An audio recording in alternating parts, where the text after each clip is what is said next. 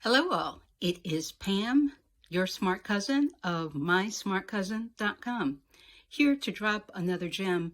And this one is not so much about real estate investment and how to go about that, but instead about a topic that a client was talking to me about last week, poor.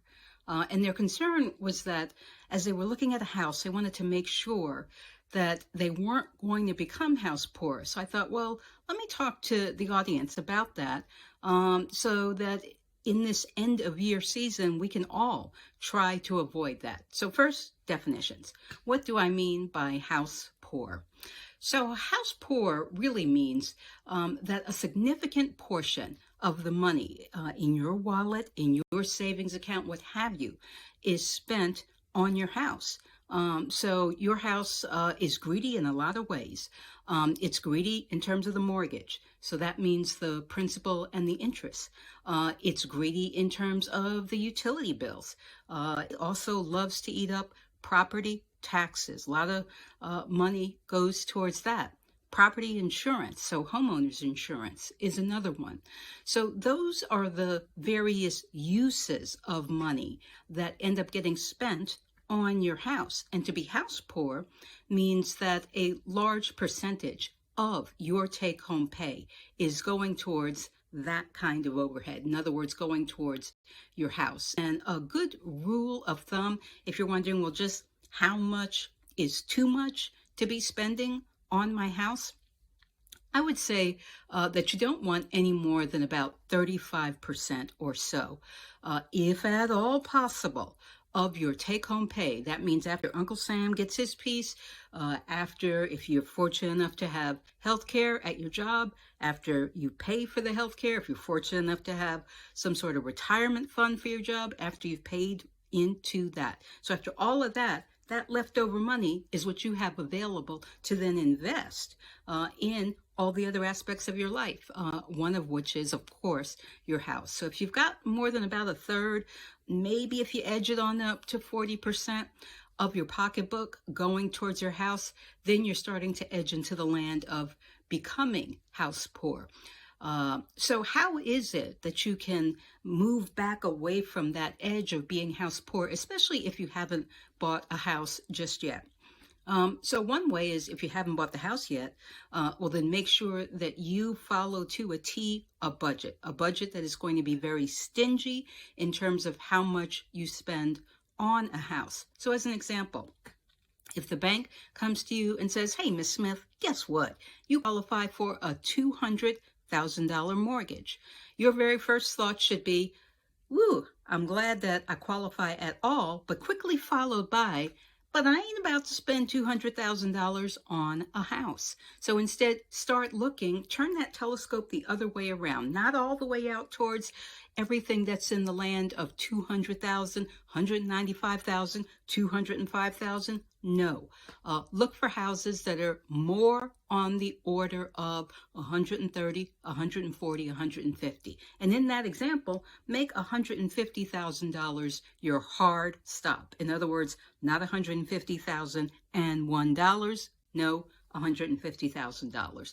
So that's one way to avoid becoming house poor in the first place, is to make sure that you don't overspend on the house. A second way of avoiding it is to make sure that as you're putting together your budget for a house, to include all those other expenses that I talked about. So remember, I said you've got your property taxes, you've got your homeowners insurance. Utilities can be a little bit harder to come up with, but those first two you can definitely come up with. So have your realtor, if you're unable to get it, have your realtor check to see how much those are, and then you'll get a sense of whether you're going to be paying too much of your paycheck into it. Now, if you're already on the other side of the equation, in other words, Pam, thanks so much for that formula. And guess what? Too much of my money is, in fact, going towards the overhead of my house. Well, then there are a couple of things, even still, that you can do. So one is, you heard me talk about property tax, and I made that sound like it's a given, which to some extent it is, right? as we always say, death and taxes, a certainty. So the taxes part, you are going to have to pay. You are going to have to pay your county and maybe your city. If it's a city, it's probably going to be school taxes. So since you're going to have to pay those, the question is not, can I avoid paying these taxes? Because that answer is no. The question instead is, can you lower the amount that you pay? And that's a possibility. So what you do is you go to the assessor, the tax assessor for your county and or city, and you ask them for their assistance. If you don't know how to search for it online, you can just call them up or go to their office, and the assistance is to find out how you search for the taxes for houses that are comparable to yours. In other words, let's say your next door neighbor, your house is 3 bedrooms. Hey, guess what? So is theirs. Your house is 1 bathroom. What do you know? So is theirs. And you've been in their house, and really, their house is roughly on order in terms of the design style as yours. They haven't done a whole bunch of bells and whistles, things like adding a pool, an in-ground pool, that sort of thing.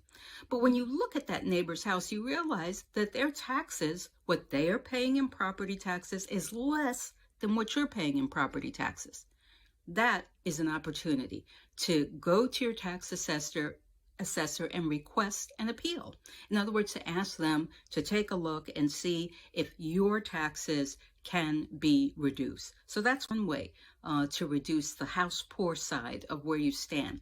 Another way is really to look at generating additional income.